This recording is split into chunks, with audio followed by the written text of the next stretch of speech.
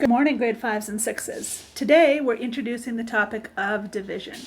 So division is very simple. Division is just multiplication backwards.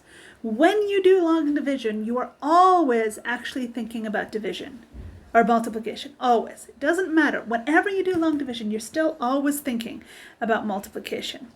Now, this question, of course, we rewrite like this. And some of you would then say that's 4 divided by 281, but that is not true. Even when it's written like this, the number is 281 divided by 4. That's the way we say that number. Don't ever get those confused, okay? So I'm going to review with you how to do this basic stuff. So first off, because the number is 4 here, we're using the 4 times tables. Everything we care about is related to the 4 times tables because this is a 4. Obviously, if that was a different number, we'd be doing a different times table.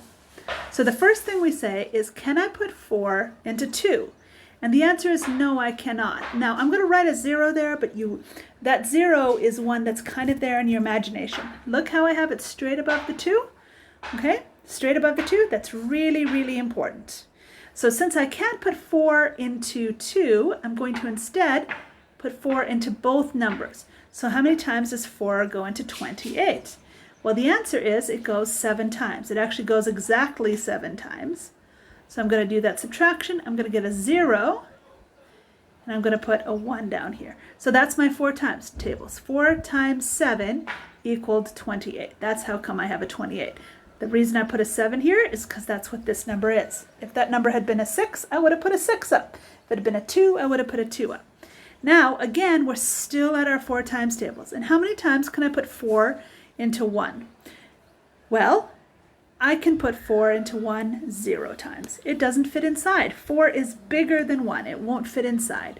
So I have to put it in 0 times. So now I have 4 times 0. So 0 goes up here. I put 0 down here because 4 times 0 is 0. And I get left with a 1. So I have a remainder of 1. Don't write remainder like this. Don't write remainder like this. Write remainder. These are both wrong. Write the remainder the way I showed you. Now I'm going to go back and I'm going to say that 0 is not important. It doesn't matter. It doesn't help solve the equation. Okay? So my answer is 70 remainder 1. That's what matters. That first 0 doesn't change the number. 070 is still 70. It doesn't change anything. That second 0, though, is really important because otherwise I just have a 7. And that's not the same thing at all. We don't want that. Okay, so let's do another example. So I'm going to have 6,723 divided by 5. So in this question, I'm doing my 5 times tables. Okay, my 5 times tables. So first question is, how many times does 5, pardon me, let me put that back.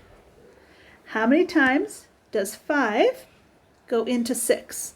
Well, it goes in 1 time. 5 is smaller than 6. So this times table then is 5 times 1. That's why I put a 1 on top, because it's the 1. And what is 5 times 1? It's 5. And I do the subtraction. Then I take the 7 down, and now I have the number 17. Not the number 7, the number 17.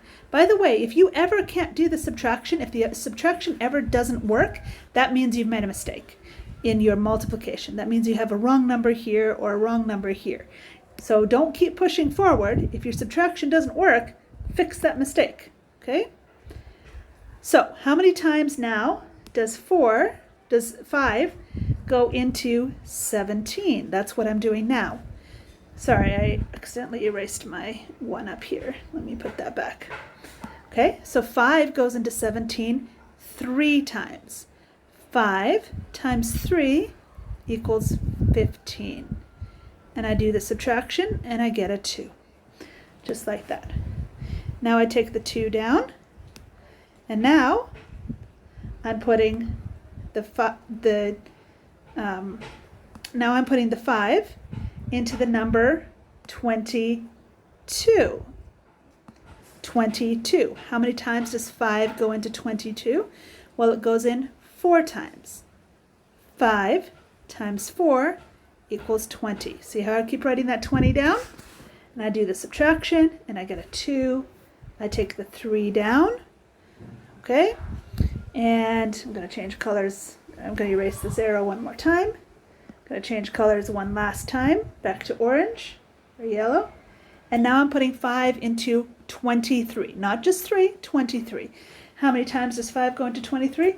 It goes in 4, because 5 times 4 is 20. And that's how we get closest to 23 without being too big. I do my subtraction, I get a 3, it's a remainder of 3. You have done this before. This isn't new information for you, but I'm guessing that when you did it, you found it hard, and you probably tried to forget about it because it was hard and you didn't like it. But long division is long division, okay? And we have to do it. Once you know how to do this, you can make numbers that are huge. You could go 284,391 and divide it by 2. And it's easy, okay? 2 goes into 2 one time. Do the subtraction. 2 goes into 8. Subtraction. Take the 8 down. 2 goes into 8 4 times. Because 2 times 4 is 8. Do the subtraction. Take the 4 down. 2 goes into 4 2 times. You notice how they're all lined up easily? Okay? Now write 4 down. Do the subtraction. Take the 3 down. 2 goes into 3 1 time. Write the 2. 2 times 1 is 2. Do the subtraction. Now I've got 19. 2 goes into 19 9 times. 2 times 9 is 18, so I write 18. Write the 1 down. Write the other 1 down. 2 goes into 11 5 times, because 2 times 5 is 10. Write the... Now, I don't expect you to do that. You're not going to have any questions like that. But it's really easy to do, because once you know how to do it one time, you can just keep doing it again and again and again, no matter how big the number is. All right, so grade 5s, you are doing this page right here, day 9.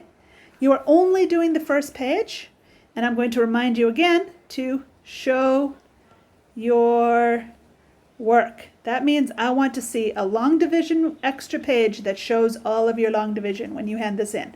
Do not think that you don't have to show your work. And do not write your long division here, do the division, and then erase it. And you're like, okay, I've done that now. Teacher, I did my work. No. I want to see every single question. Okay? And remember, you only have to do the first page. You do not have to do the back page. All right, grade 6s. Yours is a little bit more complicated because you have to fill in the missing information. All right? But it's not actually more complicated. It's actually easier if you don't freak out about it, because they've given you all the information that you need right here. If they just gave you this, you would know what to do.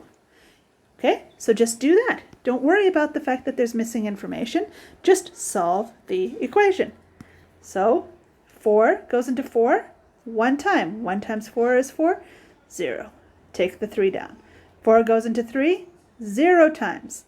4 times 3, 0 times 4 is 0, so you write a 0 down. Put this down. Okay? 6, 4 goes into 6 one time. Write the 4, 2, remainder 2. Now they actually gave you a fast step here, and I'm going to show that to you now that I've showed the other way. I'm going to show you the fast step.